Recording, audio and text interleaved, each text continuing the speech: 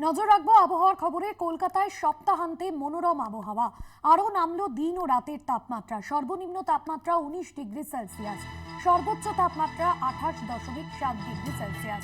সকালে হালকা কুয়াশা, বৃষ্টির সম্ভাবনা নেই। দক্ষিণবঙ্গের প্রায় সব জেলাতেই শীতের আমেজ থাকবে। আরও নামলো দিন ও রাতের তাপমাত্রা। তবে আলিপুর আবহাওয়া দপ্তর জানাচ্ছে যে এখনই জাঁকিয়ে শীত নয়। সর্বনিম্ন তাপমাত্রা 19 ডিগ্রি সেলসিয়াস। দক্ষিণবঙ্গের সব জেলাতেই শীতের আমেজ। সপ্তাহান্তে শীতের আমেজ উপভোগ করবেন রাজ্যবাসী, তবে জাঁকিয়ে শীত নয়, এমনটাই বলছে আলিপুর আবহাওয়া দপ্তর।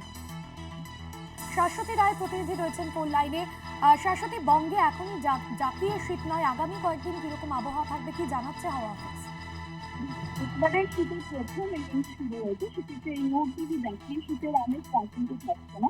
তবে তাপমাত্রার কারণ ধীরে ধীরে নিম্নমুখী হচ্ছে। ইতিমধ্যেই শহর কলকাতার ক্ষেত্রে সর্বনিম্ন তাপমাত্রা 19 ডিগ্রি সেলসিয়াসে নেমেছে এবং এই তারকপতন কিন্তু জারি থাকবে রাজ্যের সর্বত্র, বিশেষত পশ্চিমের জেলাগুলির ক্ষেত্রে তারকপতন একটু বেশি হবে এবং আগামী 2-3 দিনে আরো 2 থেকে 3 ডিগ্রি সেলসিয়াস তাপমাত্রা নামার সম্ভাবনা রয়েছে দক্ষিণবঙ্গের জেলাগুলির ক্ষেত্রে।